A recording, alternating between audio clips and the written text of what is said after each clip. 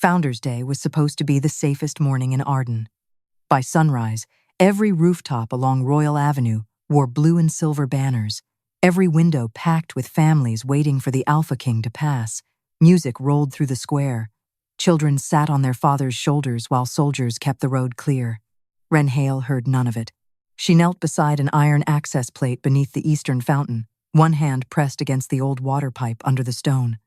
The metal trembled against her palm. Once, twice, 3 times. She frowned. That rhythm did not belong there. A cheer rose from the avenue. The royal procession had entered the square. Wren glanced up and saw Alpha King Cale Arden riding beneath the banners, his gray-black wolf pacing beside the horse.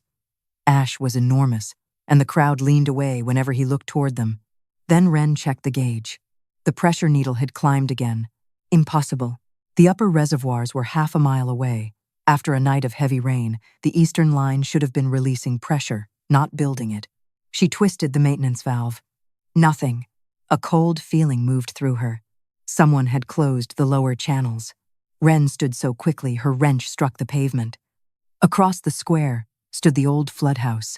Its bronze wheel had not moved in 12 years. The forbidden floodgate had been sealed after the Black Channel disaster, and touching it without a royal order carried one punishment: treason. The needle jumped. Stone dust sifted from the fountain wall. Wren run. A guard blocked her. Maintenance crews stay behind the barrier. Get everyone off the eastern steps. Move back. The pressure line is going to rupture. Another cheer drowned her out as Cale dismounted near the platform. Wren pushed past the guard. Stop her. She sprinted across Royal Avenue. 2 soldiers lunged for her. She slipped between them, reached the flood house, and seized the locking bar. A captain caught her shoulder. Wren drove her elbow backward, broke free, and ripped the bar loose. Cale turned. Their eyes met across the square. Step away from the gate, he ordered. Wren's hands closed around the bronze wheel. She knew what would happen if she turned it. Her name would be entered beside her father's. Traitor. Saboteur. Enemy of the crown. Behind her, the pressure gauge screamed. Wren turned the wheel. Soldiers rushed forward. Stop. She forced it another quarter turn. The mechanism groaned beneath the street. Cale moved toward her. I said, step away. Get off the eastern steps. He stopped. Not because of her voice, because Ash had. The royal wolf's head snapped toward the ground. His ears flattened. A growl rolled from his chest. Wren pulled with both hands. The floodgate opened. Water exploded through the lower channel. A roar shook the square. Brown water burst from drainage arches and swept across Royal Avenue, knocking over benches and flower stands. People screamed. Soldiers dragged civilians toward higher ground. Cale reached Wren. His hand closed around her wrist. Do you understand what you've done? Wren stared past him. At the stone beneath his boots.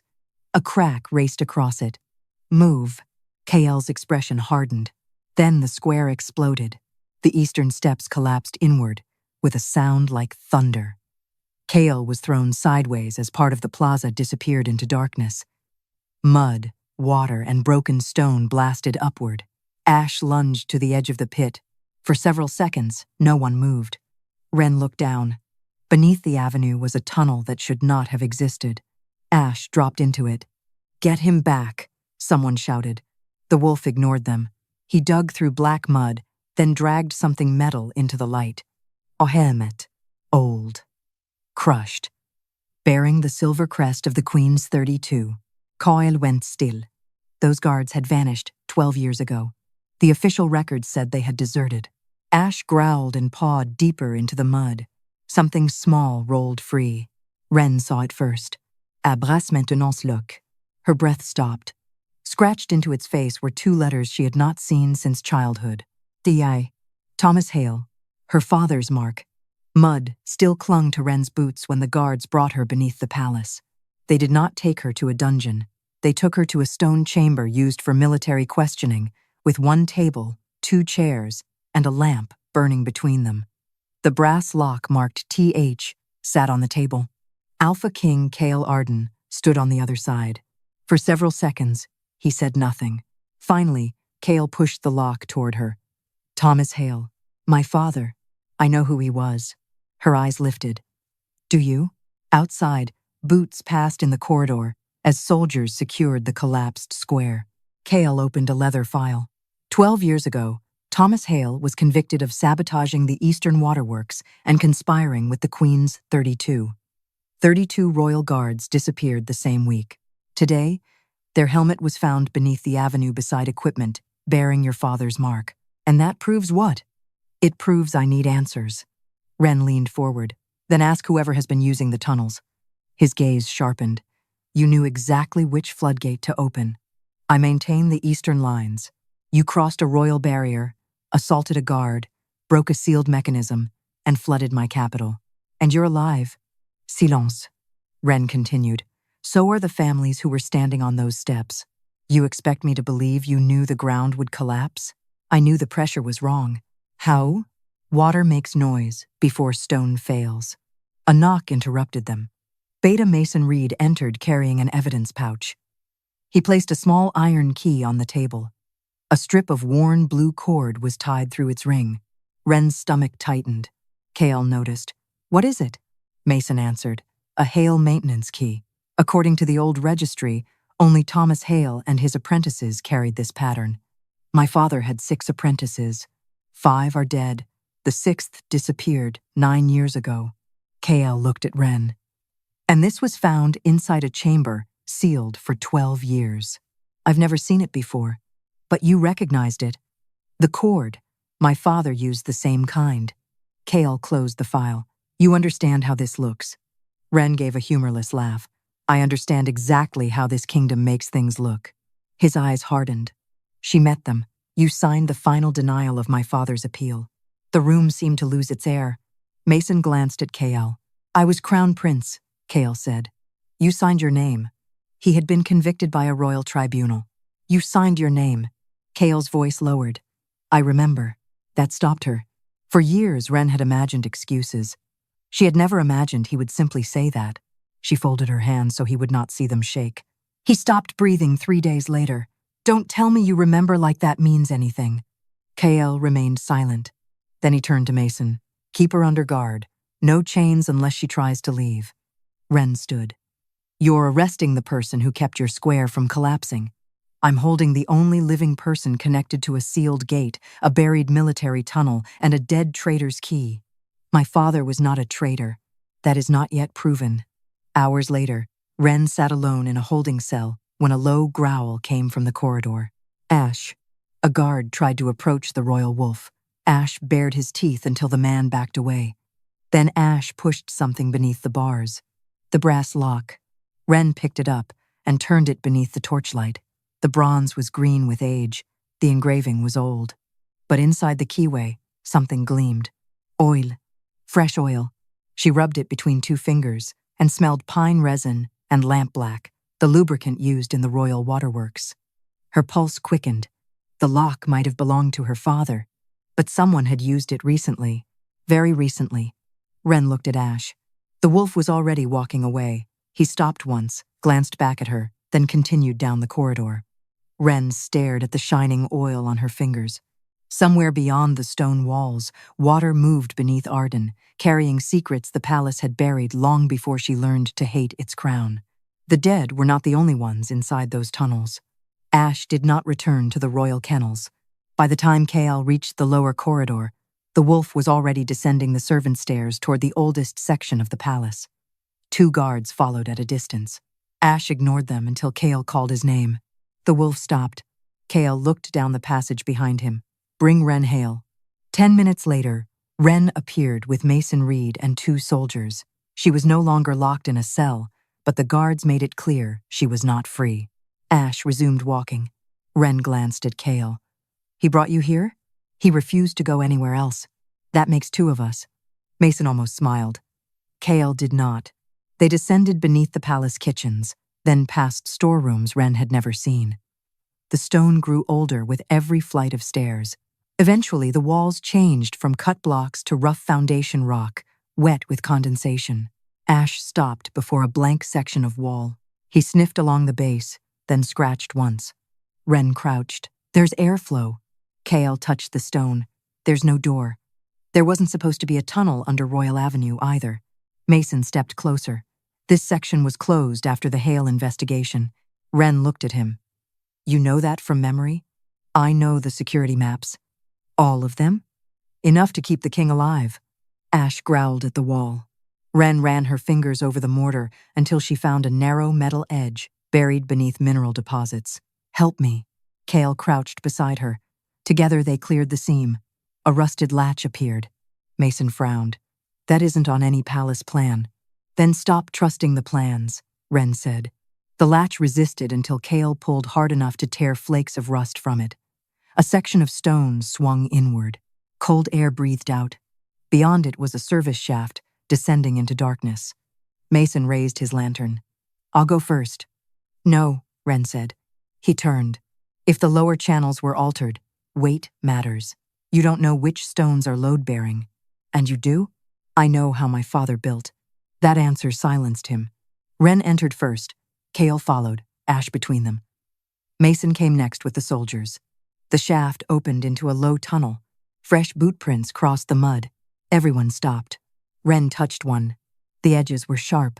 Recent, she said. Mason raised his lantern higher. Rope lay against one wall. New rope. Beside it sat an empty food tin and a small oil lamp. Cale touched the lamp's chimney. Varm. Near the lamp, Wren found a strip of black wool caught on a nail. Military cloth. Mason took it from her before she could examine it longer. Royal issue, he said. Cale looked at him. Which units? Half the palace guard. Wren watched Mason fold the cloth into his glove instead of the evidence pouch. You seem very comfortable down here, she said. His expression did not change. Comfortable is not the word I would use. No one has used this passage in 12 years, Mason said. Wren looked at him. Apparently someone forgot to tell them. They followed the prints deeper. Ash suddenly stopped. His body went rigid. Then he barked once. Wren heard it a heartbeat later. A metallic click. Back? The blast struck behind them. Stone and dust ripped through the tunnel. Cale grabbed Wren and pulled her down as part of the ceiling collapsed. Mason shouted from the other side. Colla! The passage between them vanished beneath broken rock. Cale coughed, pushing himself upright. Mason! We're here! Mason's voice came faintly through the rubble. The soldiers are alive. Wren reached for the stones. Cale caught her arm. Don't. We have to clear it. No. Listen. At first, she heard nothing. Then water. A thin stream curled around Cale's boot. Wren turned toward the darkness ahead. The stream became 2. Then 4. Water began spilling from cracks in the wall. Cale looked at the collapsed passage. Can Mason get through? Not before this fills. The water reached Wren's ankles. Ash pressed close to her leg, staring deeper into the tunnel. Cale lifted the remaining lantern. Is there another way out? Wren studied the old stonework, the channel beneath their feet, and the direction of the current. She wanted to say yes. Instead, she said, maybe. The water climbed over their boots. Cale's eyes stayed on her.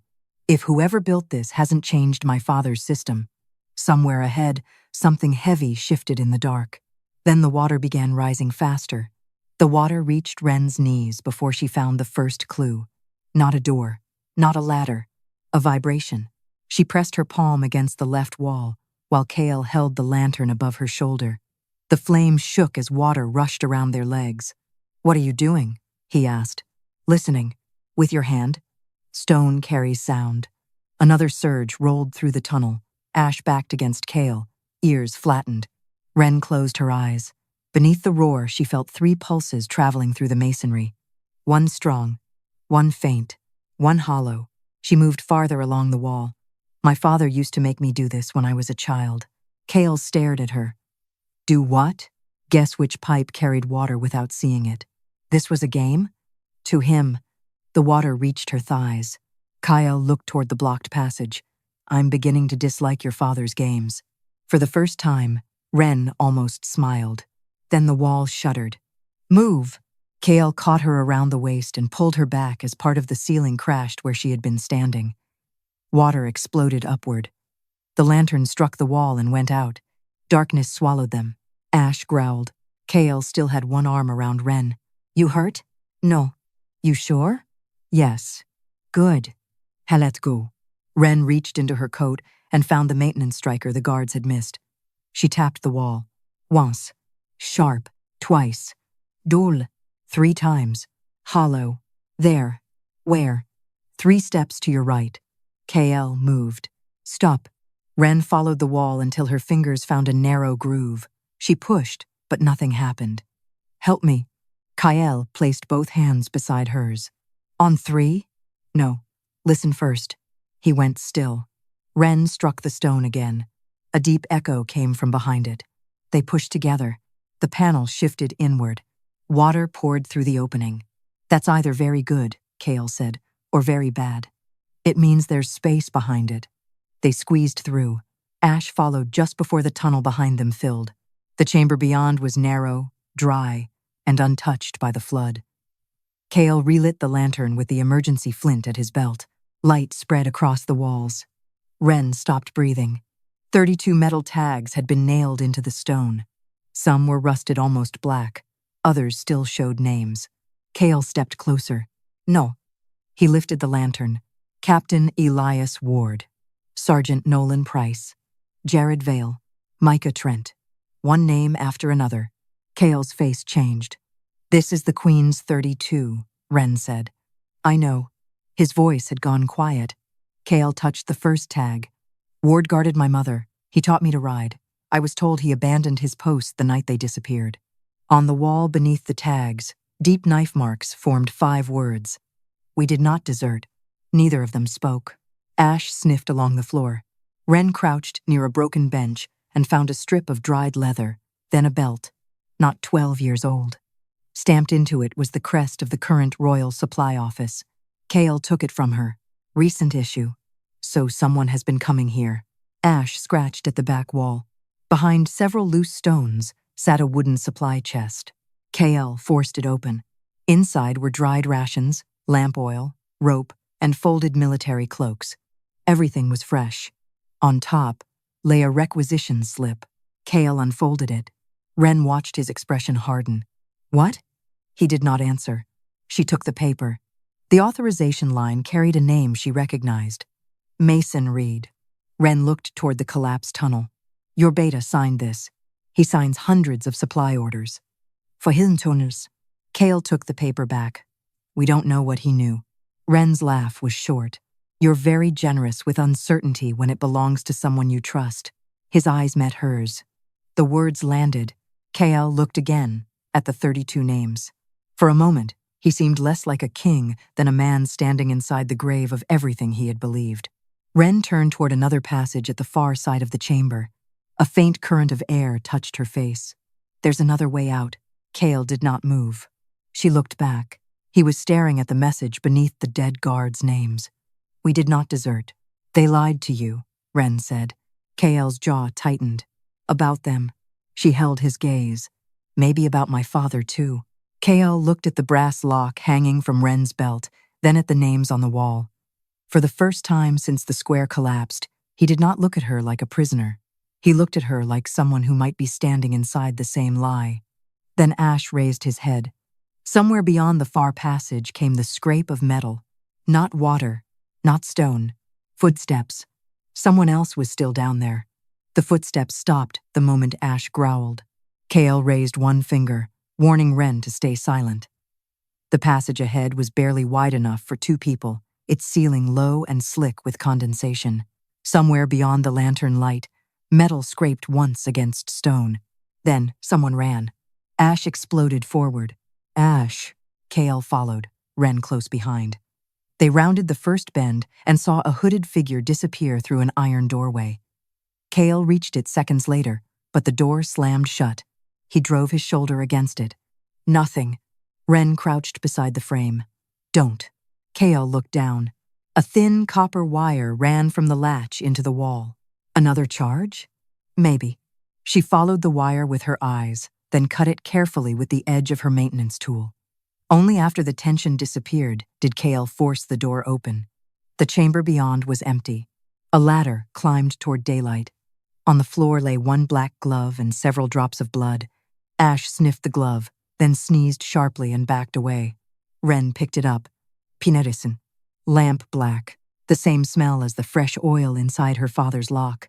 They were at the floodgate, she said. Kale stared up the ladder. And they knew we were coming. By the time they reached the surface, Mason and 6 guards were waiting inside an abandoned pump station.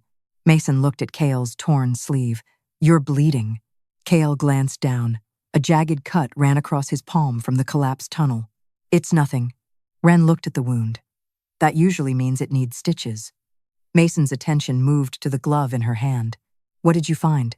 "A man who ran before we could ask." Kale handed him the glove. "Seal every exit connected to the lower waterworks.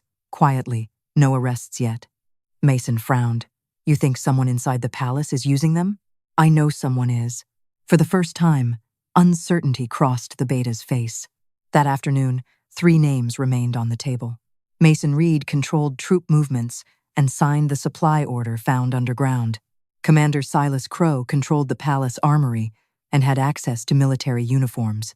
Lord Alaric Vane controlled the crown works, the bridges, tunnels, reservoirs, and every major construction project in Arden. Any one of them could move men beneath the city.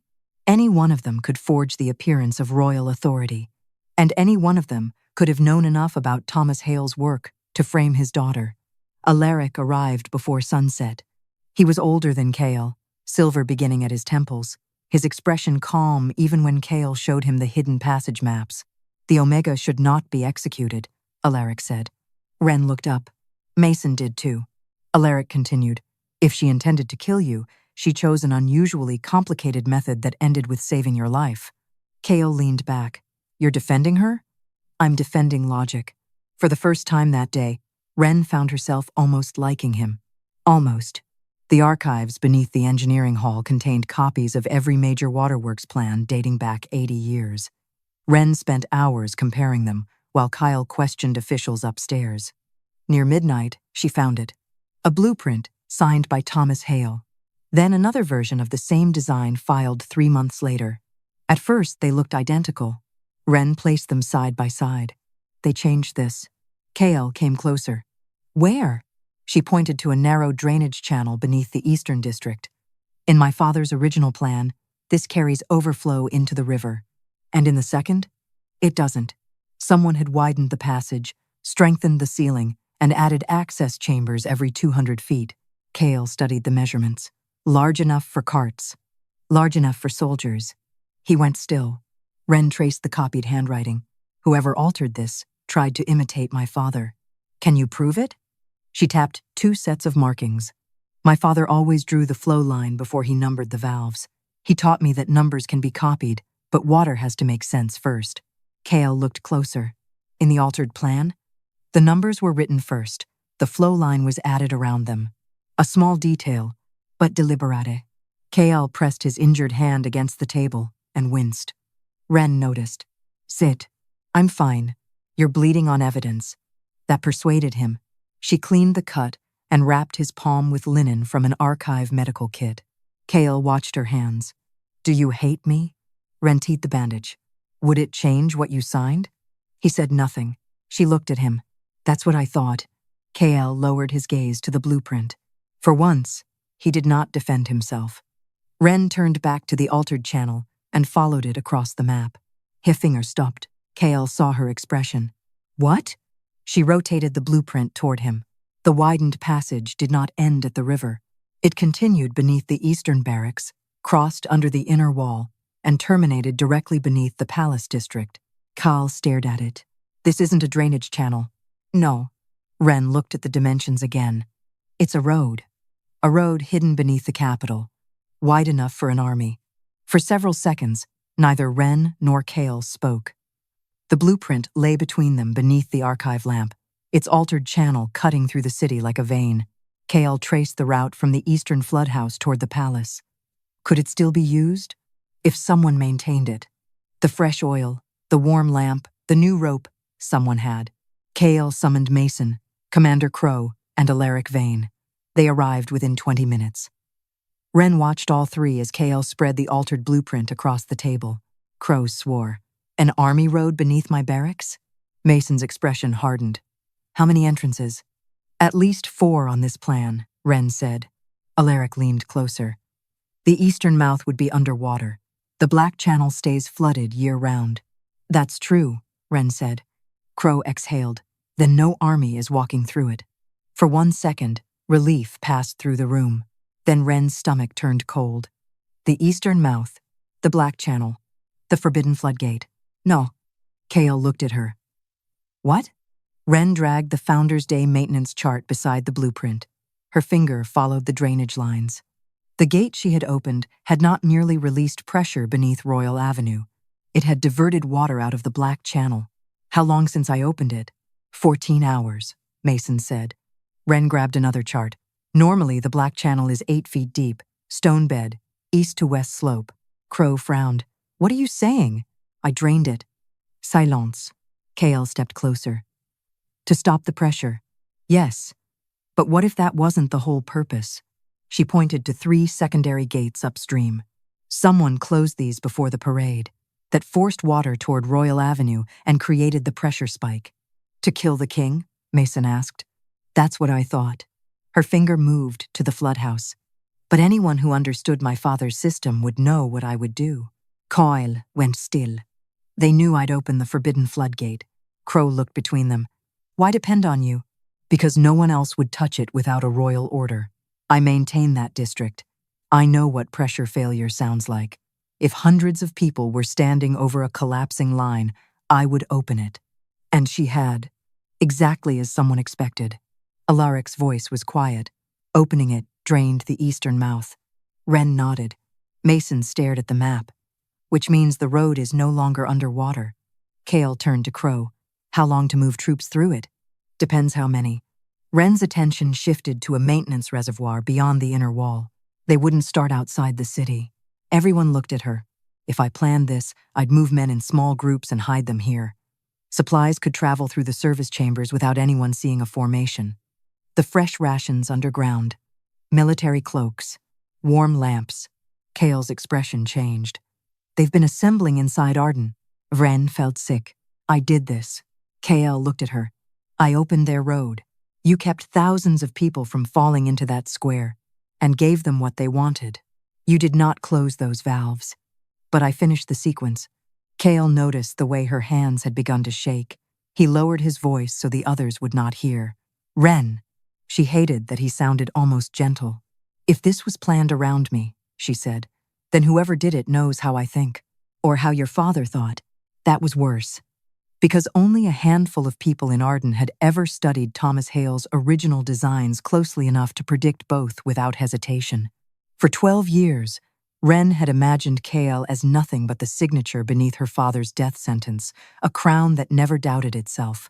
Now every convenient piece of blame pointed toward her. He could have taken it. Instead, he said, then we find out why they needed the road. Wren stared at him. Not forgiveness. Not comfort. Trust. Kale turned. Mason, seal the palace gates without raising an alarm. Crow, count every soldier personally. No written reports. And me? Alaric asked. Find every construction crew with access below the Eastern District. Alaric nodded and left. Wren watched him go. Something about how quickly he accepted the order bothered her, though she could not yet explain why. An hour later, Wren, Kale, Mason, and 12 hand-picked guards entered the Black Channel through an old reservoir stair. The old water line stood high above their heads. Now the channel was nearly dry. Their boots sank into black silt. Ash moved ahead, nose low. 200 yards in, Wren stopped. At first, Kale thought she was studying scratches in the mud. Then he saw them. Boot prints. Hundreds. Fresh tracks overlapped from wall to wall. Some led toward the palace. Others vanished into side passages. Mason crouched and touched one. Still wet. Wren watched water gathering slowly inside the heel mark. Kale asked, How long? She listened to the trickle returning through the stones and calculated the rate. Hours. A sound echoed ahead. Metal. Striking metal. Then another. Weapons. Wren looked at Kale. They're not coming into the city. She stared at the footprints disappearing beneath the palace. They're already inside. They did not return to the palace by the main stairs. Kale led Wren through an abandoned inspection shaft, while Mason stayed behind to seal the Black Channel. Ash followed close, occasionally stopping to listen toward passages neither of them could see. By dawn, they were inside the old records vault beneath the western tower. Kale locked the door himself. "Everything from my father's final year is here," he said. Ren looked at the shelves. "Including my father's trial?" "Yes." The answer came too quickly. Kale pulled a narrow box from the lowest shelf. Dust covered the lid, but the royal seal remained intact. Thomas Hale. Ren had imagined this box for 12 years. She had imagined burning it. Instead, she opened it. Inside were engineering reports, witness statements, sketches of underground channels, and a confession bearing her father's signature. Ren read the first line, then the second. "No." Kale moved closer. "What?" "He didn't write this. The signature matches. I didn't say the signature was fake." She turned the page. "My father wrote with his left hand after he broke 2 fingers working the North Reservoir. Every long line slanted downward because he couldn't keep pressure on the pen." Kyle studied the confession. The lines were perfectly level. Ren's voice hardened. Someone had him sign a page that was filled in later. Kale said nothing. They kept reading. Thomas had reported unauthorized stonework beneath the Eastern District 6 weeks before the Queen's 32 disappeared. He claimed workers were widening old drainage tunnels without engineering approval. Then came an order. 32 guards were sent below to investigate. They never returned. 3 days later, Thomas was arrested. The Crown accused him of murdering the guards and preparing the tunnels for an attack on Arden. Ren found the trial transcript. No bodies. No murder weapons. No surviving witnesses. Only altered plans, forged supply records, and Thomas's signature. Kyle's face lost color. This should never have been enough. But it was. He turned another page. At the bottom sat a royal review stamp. His own. Appeal denied. The room became quiet. Ren stared at the signature. She had seen copies before. Seeing the original was different. Kale was 21 when he signed it. His handwriting looked younger. The ink had faded. The consequence had not. "My father begged them to let him explain the Black Channel," Ren said. "My mother told me he kept asking for one more hearing." Kale looked at the paper. "I know." "No, you know what the file says." His jaw tightened. 3 days after you signed that, they hanged him before sunrise." "I know. You keep saying that." "Because I do." Ren stood. "Then say the part that matters." Kale looked at her. She pushed the document across the table. "Your name killed my father." The word struck harder than a shout. Kale did not reach for the paper. "I signed it." "Yes." "I believe the tribunal." "Yes." "I was wrong." Ren's eyes burned. Being wrong didn't bring him back. No. He did not tell her he had been young. He did not tell her he had inherited chaos from a sick king. He did not ask her to understand. That somehow made it worse. Kyle lowered his eyes. "I cannot undo what I signed." Ren swallowed. "No, but I can stop the same lie from killing you." For several seconds, she could not answer. Then Ash scratched at the base of the records shelf. Ren crouched and pulled out a packet that had fallen behind the boards. Inside were Thomas's engineering notes. Most were numbers, pressure ratios, valve sequences. Then Ren saw a sentence written repeatedly in the margins. 3 left, 1 right. Listen before you turn. Her breath caught. Kale noticed. "What is it?" "My father used to say this to me." "What does it mean?" "I thought it was a game." She turned another page. The sentence appeared again beside a drawing of the oldest flood control system. 3 left, 1 right. Listen before you turn. Before Ren could study it further, someone knocked 3 times. Mason entered. His face was grim. "We found another supply cache." KL stood. "Where?" "Under the eastern barracks." Mason placed a ledger on the table. Ren opened it. Food, oil, crossbow bolts, medical kits. Enough for hundreds of men. Every shipment had been authorized under the same name. Mason Reed. Kyle stared at his beta. Mason did not look away. "I did not order these." "Your signature says otherwise," Ren said. Mason's eyes moved to her. "So did your father's." That silenced everyone. Kale took the ledger. "Who else can use your authorization seal?" "No one." "Then explain it." Mason's expression changed. Not fear. Something closer to calculation. I can't. Ren watched his hand move toward the sword at his hip. Ash rose. A low growl filled the vault. Mason stopped. Then Ren noticed something on his sleeve. Black oil. Pinerisin. Lamp sort. The same mixture from her father's lock. The same smell from the glove left in the tunnel. And Mason had just come from the Black Channel. The oil on Mason's sleeve changed the room. Ash's growl deepened. Kale did not reach for his sword, but Ren saw his body shift between her and the beta. Mason looked down at the black smear. I was in the lower channel. With the same oil we found on my father's lock? Ren asked. It's used across the waterworks, and on the glove left by the man who ran from us. Mason's expression hardened. You think I planted that? I think someone wants us to. Before Kale could answer, bells began ringing above them. Not celebration bells. Alarm bells. A guard burst into the vault. Your Majesty, the Western Aqueduct has failed. Kale turned. How bad? 3 districts have lost water. The lower market is flooding. Ren's stomach dropped. The timing was perfect. Too perfect. By the time they reached the council chamber, chaos had outrun them. Nobles crowded the hall. Commanders shouted over one another. Messengers arrived mud-covered from the western district. At the center stood Alaric Vane. He held a ledger in one hand. The city cannot survive another failure, Alaric said as KL entered. Then stop performing for the council and tell me what happened. Alaric's gaze moved to Ren. We found the cause. 2 guards carried in a broken valve assembly. Carved into its housing was TH. Murmurs spread through the chamber. Ren stared at it. That's not my father's work. Alaric opened the ledger. Payments were made for 12 years to maintain illegal channels beneath Arden. The final recipient is listed as Ren Hale. That's forged. Of course you would say that. KL stepped forward. Enough. Alaric turned to him. Is it? He placed another document on the table. Witness statements from Founders' Day. Ren breaking the seal. Ren opening the gate. Ren flooding Royal Avenue. Then the supply orders signed by Mason. Then her father's old conviction. Each piece alone was questionable. Together, they told a story the room wanted to believe. Alaric spoke carefully. Thomas Hale tried to destroy this city 12 years ago.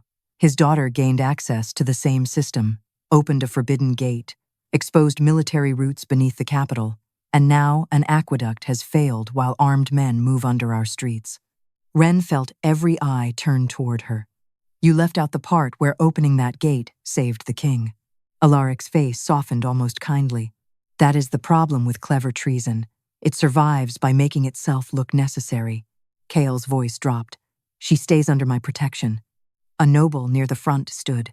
Your Majesty, 3 districts have no water. Another called out. The Eastern Barracks found weapons under their own floors.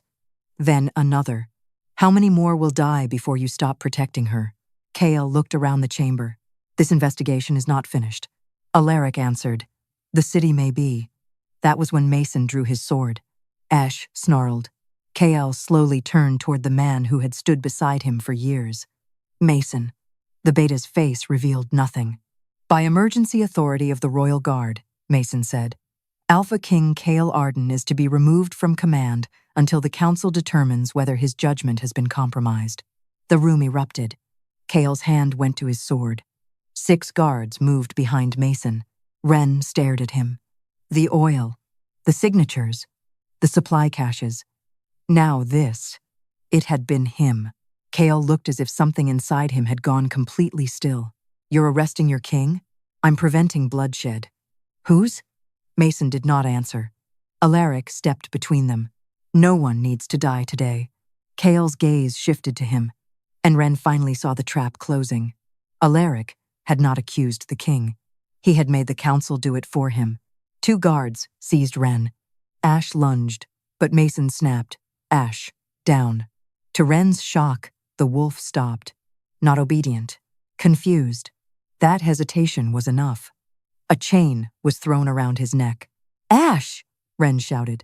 The wolf twisted free before they could secure it and vanished through a side door. Kale tried to reach Ren. 4 swords crossed in front of him. Alaric watched with almost regretful eyes. A king willing to drown his city for one woman is no king at all. Kale's expression turned murderous. Ren shouted, "Don't." He looked at her. She knew what he wanted to do. Fight. And lose. Kael lowered his hand. That was the moment Alaric won. Ren was dragged from the hall while the council shouted behind her. They took her below the eastern tower, farther down than her first cell. The guard opened a narrow iron door. Inside, Ren stepped into darkness. The door slammed. She waited until the footsteps faded, then felt along the wall. Her fingers touched scratches. Old ones. Lines cut into the stone. 3 vertical marks. Then another set. 3 left. 1 right. Ren stopped breathing. She found more markings. Words. Faint, nearly worn away. Listen before you turn. Her knees weakened. This was not just a royal prison cell. Her father had been held here. And before they took him away to die, Thomas Hale had left something behind. Ren kept her hand on the words until the cold stone numbed her fingertips. 3 left, 1 right. Listen before you turn. He had whispered it over pipes when she was 6 years old, laughing whenever she turned a practice valve too quickly. It was an instruction. Ren dropped to her knees and searched the wall beneath the scratches. Near the floor, her fingers found a shallow groove. She pressed. A narrow stone panel shifted inward. Behind it sat a rusted brass spindle, no larger than her wrist. Not a lock. Control K. The oldest flood control system had been built before the palace above it. Most engineers thought the emergency reversals had been removed generations ago. Her father had known better. She turned the spindle 3 notches left. Nothing. 1 notch right. A deep metallic hum traveled through the wall. Ren stopped. Listen before you turn. She pressed her ear to the stone. At first, there was only silence. Then she heard water moving far below her. Not toward the river, back toward the city. Her pulse quickened. Thomas Hale had not hidden away out of prison. He had hidden away to reverse Arden's water. Ren followed the sound with both hands against the wall, reconstructing the system in her mind. The black channel sloped beneath the palace. If the emergency gates reversed, water from the upper reservoirs would rush east instead of west. It would flood the hidden road. But that alone would not expose the army. Then she remembered the overflow basins.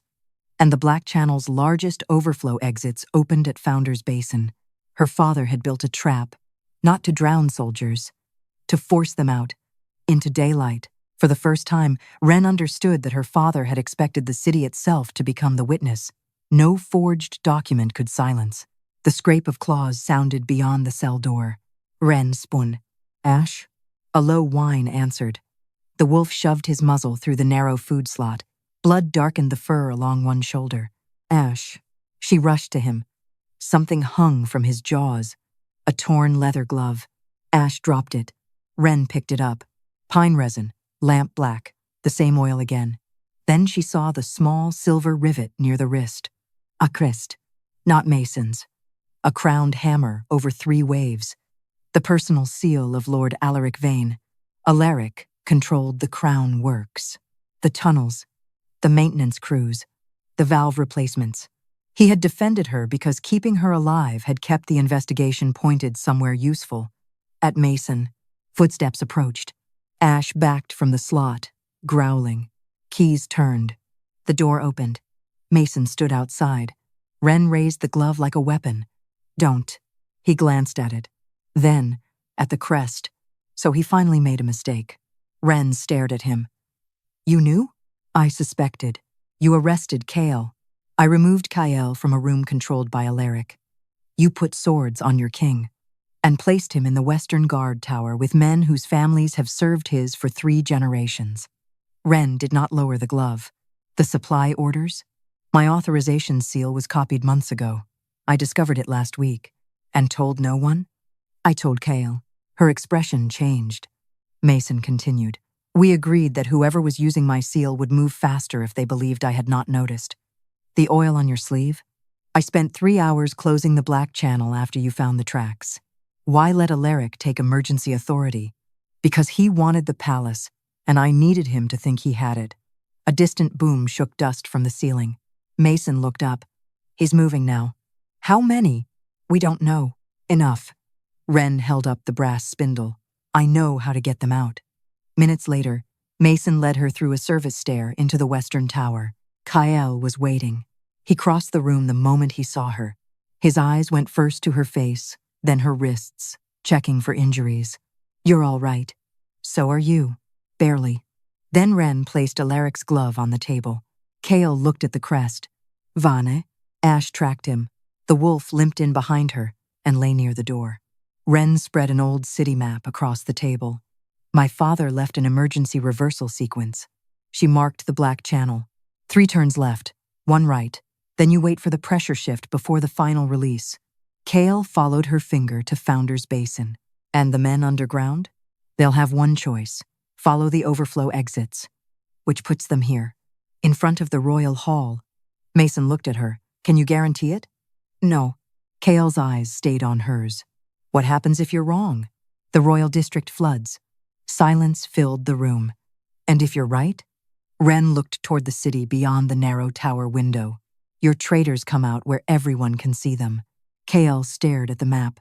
Hours earlier, he had lost his council, his command, and almost his crown because he had trusted evidence designed by another man. Now Ren was asking him to trust something else. "Here." A warning horn sounded from the eastern wall. Mason drew his sword. "They're beginning." Kale folded the map. Then he looked at Ren. "Tell me what you need." She answered without hesitation. "The master flood wheel." "And?" Ren met his eyes. "Authority to open it." The first strike came before Ren reached the master flood wheel.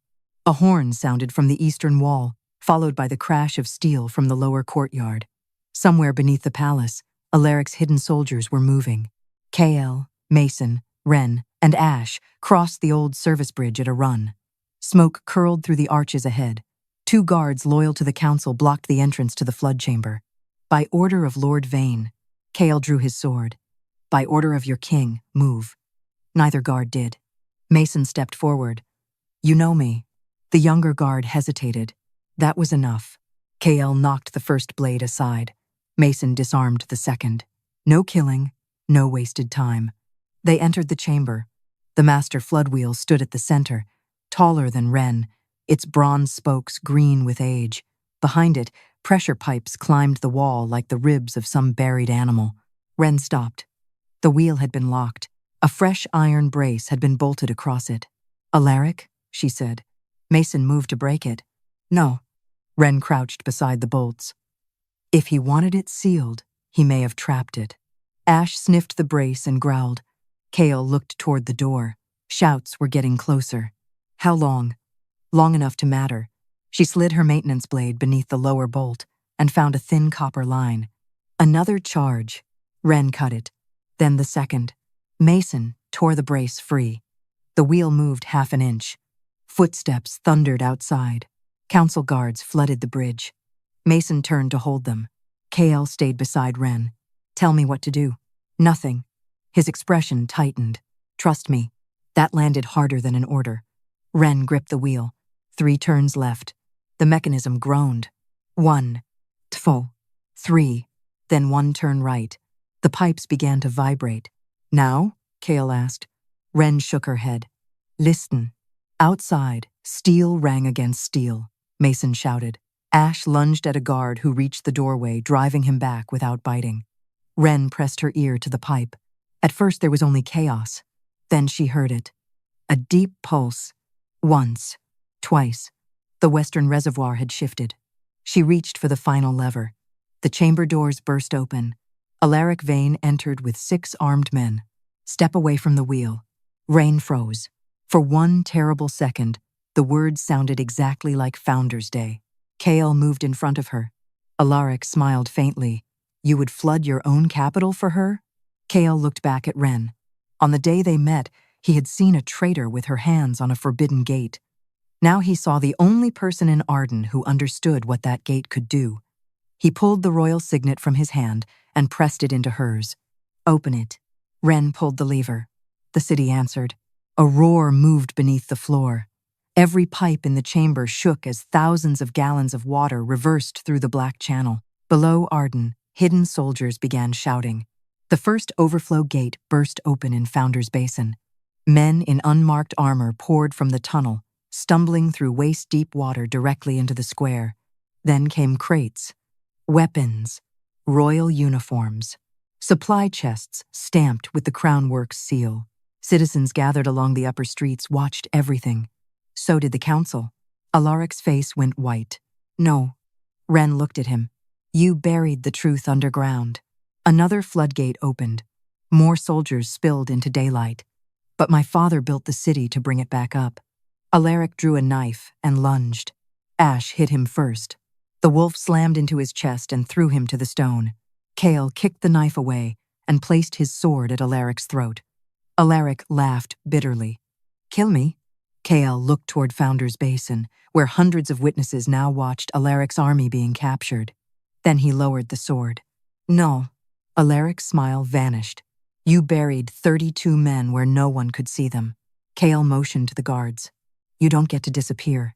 As Alaric was dragged away, Ren stood beside the trembling floodwheel. Kale came to her. You were right. Ren looked at the water running clear through the pressure glass. No. She closed her fingers around his signet. My father was